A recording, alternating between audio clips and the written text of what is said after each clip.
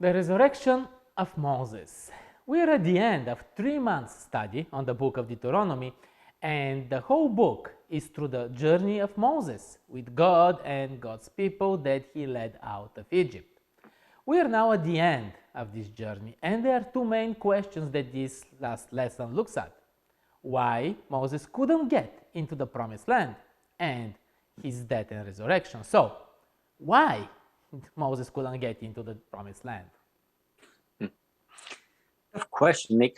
I personally want to look at this subject very humbly, because I'm no different and I'm no better than Moses when I think about it.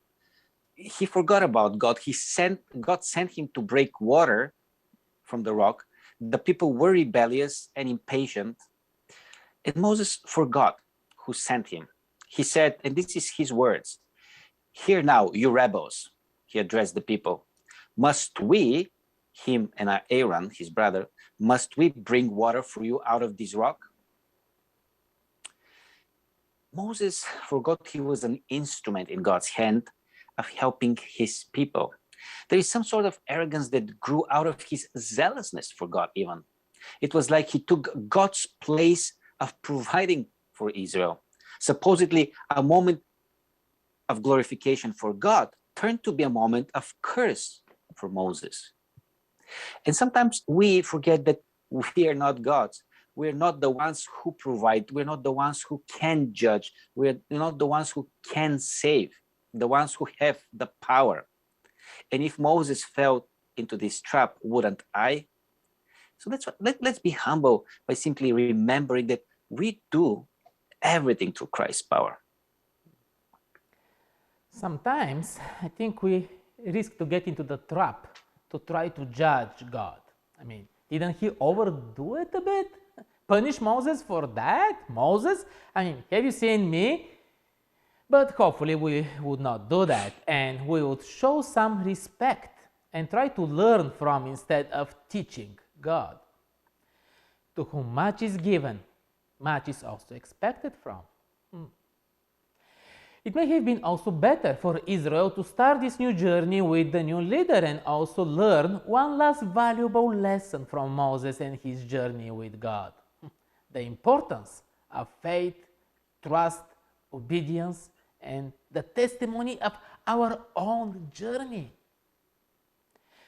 So, Moses didn't enter the promised land, but he accomplished his mission and led God's people to it.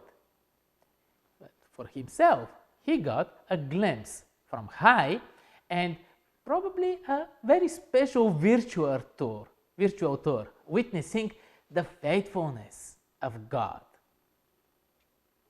It seems that God loved Moses, definitely. He found him to be a faithful servant after all. He was the first one to be resurrected.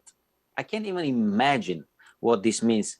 He died literally, and then he was given life back, and he was taken up in heaven. It's a confirmation that God rewards faithfulness. God rewards sacrifice. God rewards those who are part of his mission.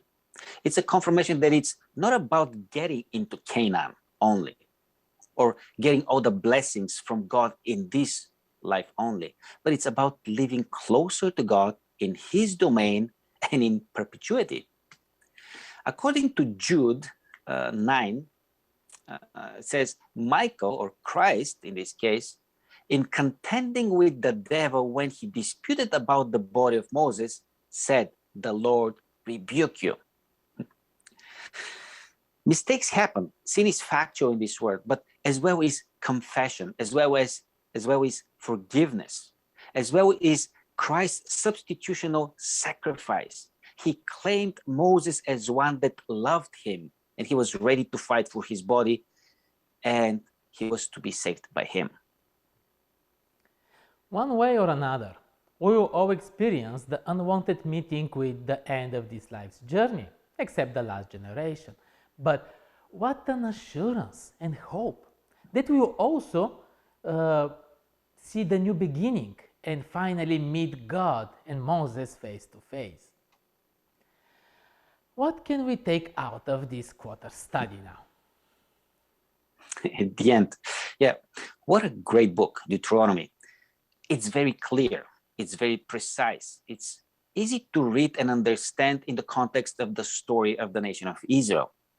Everything that God wanted is to be in a mutually accepted contract or covenant or agreement with his people.